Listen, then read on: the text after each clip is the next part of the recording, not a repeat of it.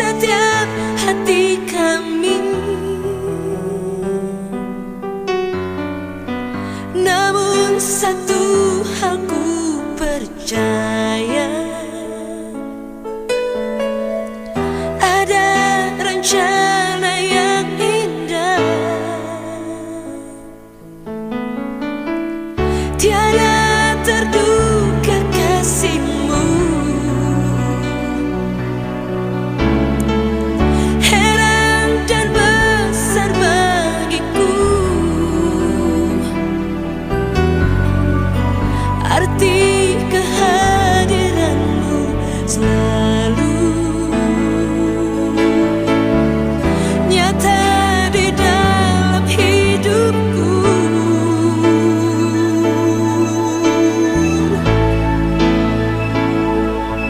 Penyertaanmu sempurna, rancanganmu penuh damai, aman dan sejahtera walau di tengah badai. Ingin ku selalu bersama, rasakan keindahan arti kehadiranmu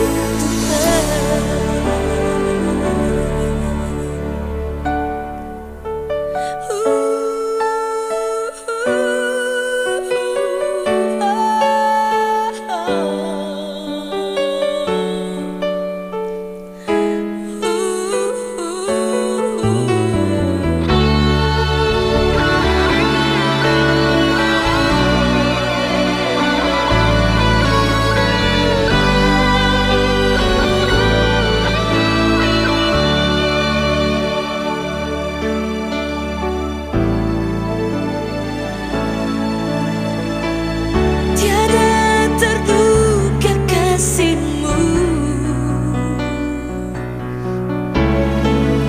heran dan besar bagiku.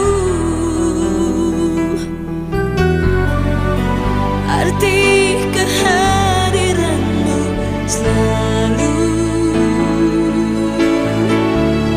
nyata di dalam hidupku.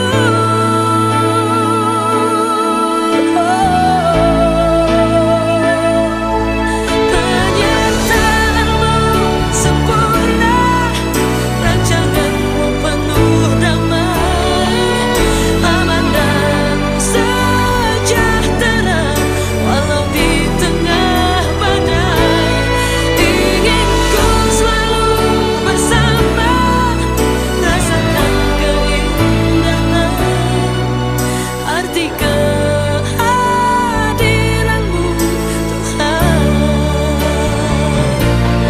Penyertaanmu sempurna, rancanganmu penuh damai, aman dan sejahtera walau di tengah badai. Ingin ku selalu bersama, rasakan keindahan arti kehadiranmu Tuhan. Arti kehadiranmu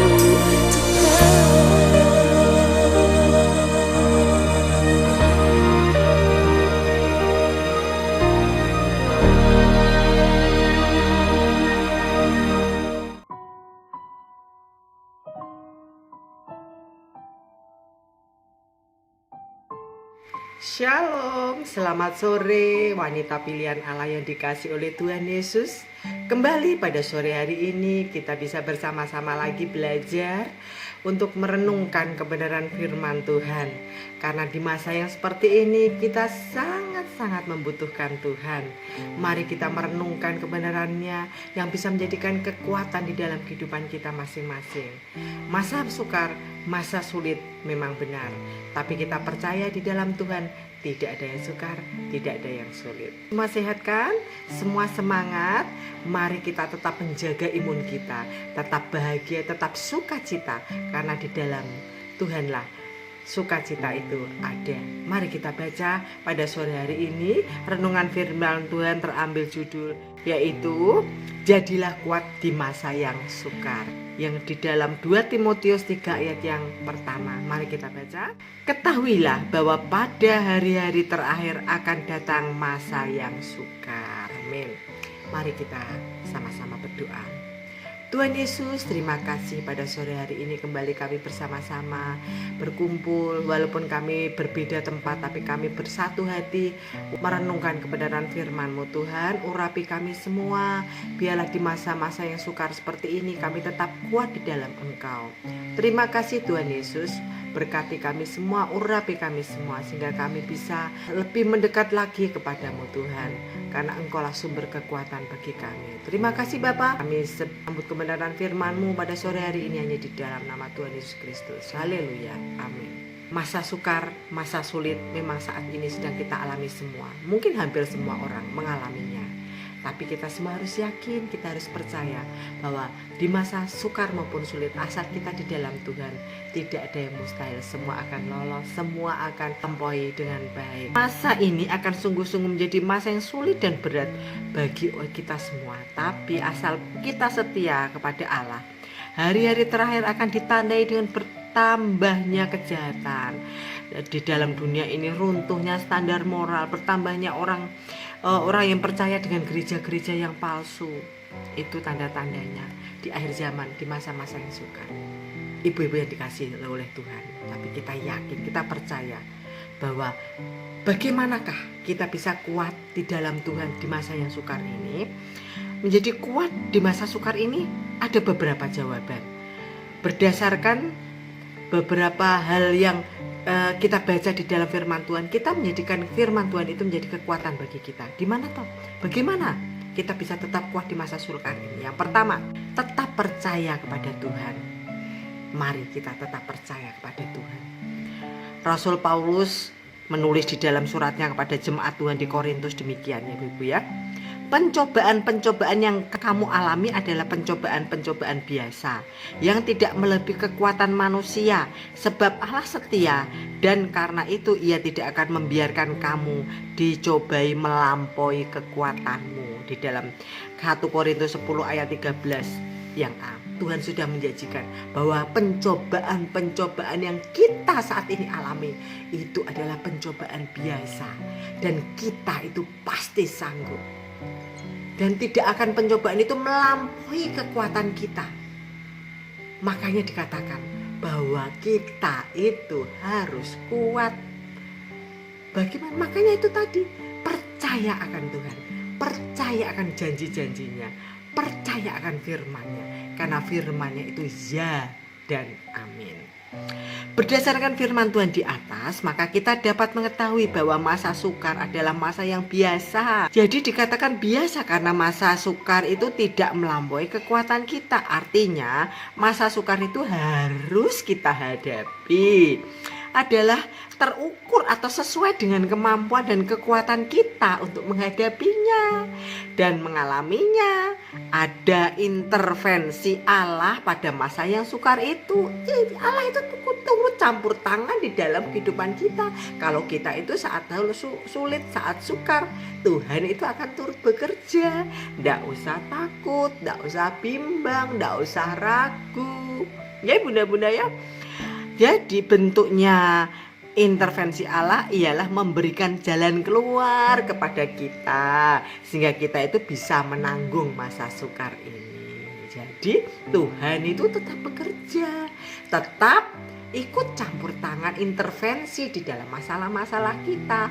Ibunda tidak boleh takut, tidak boleh khawatir, karena khawatir dan ketakutan itu akan menurunkan imunitas tubuh kita. Jadi harus kita tetap kuat ya. Oke, pada waktu kamu dicobai, Ia akan memberikan kepadamu jalan keluar sehingga kamu dapat menanggungnya. Di dalam 1 Korintus 10 ayat 13.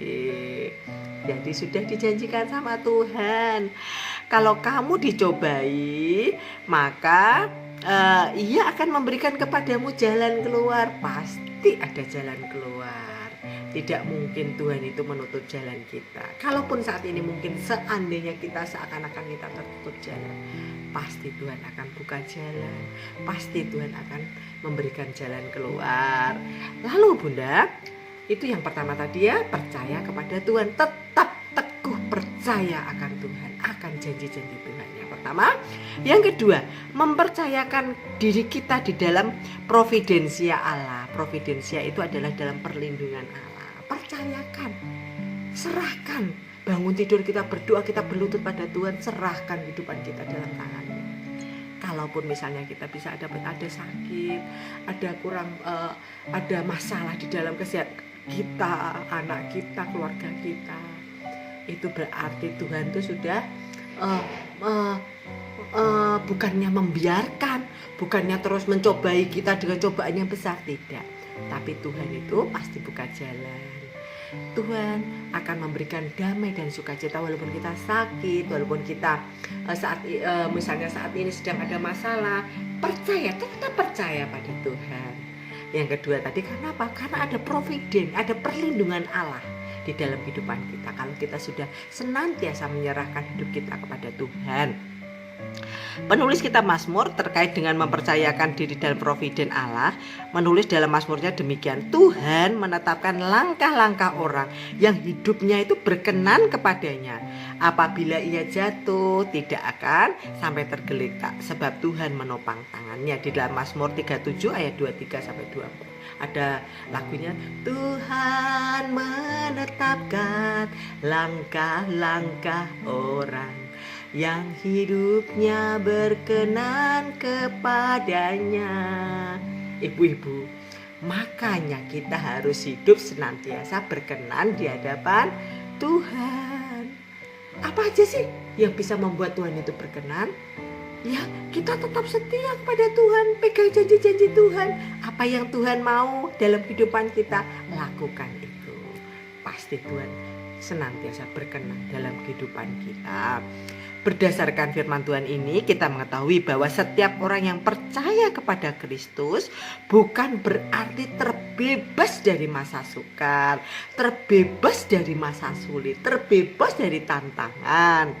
Tetapi semua ujian bukan tidak itu pasti akan ada jalan keluar.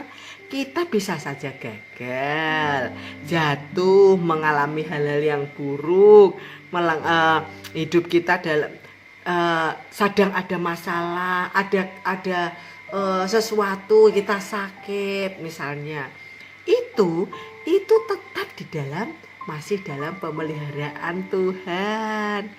Jadi kita tetap harus bergumul di dalam Tuhan.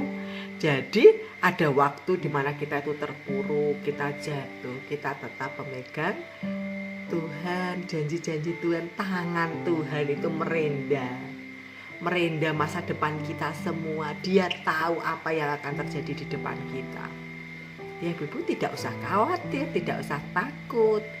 Tadi yang pertama, tetap percaya pada Tuhan. Dua, percaya bahwa ada providen atau pemeliharaan Allah di dalam kehidupan kita masing-masing, ya.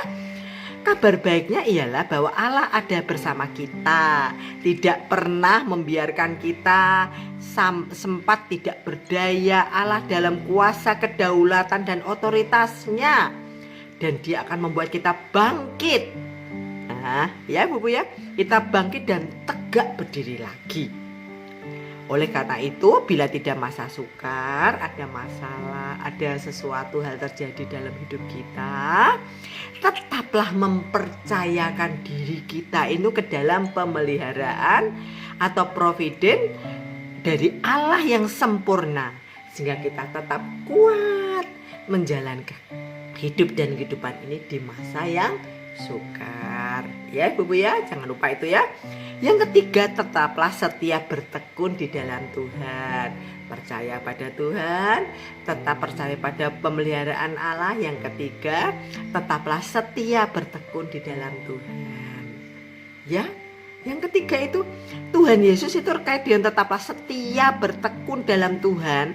Jadi dalam firman-Nya, jangan takut terhadap apa yang harus engkau derita. Sesungguhnya iblis akan melemparkan beberapa orang dari antaramu ke dalam penjara, supaya kamu dicobai dan kamu akan beroleh kesusahan selama 10 hari. Hendaklah engkau setia sampai mati, dan aku akan mengaruniakan kepadanya mahkota kehidupan.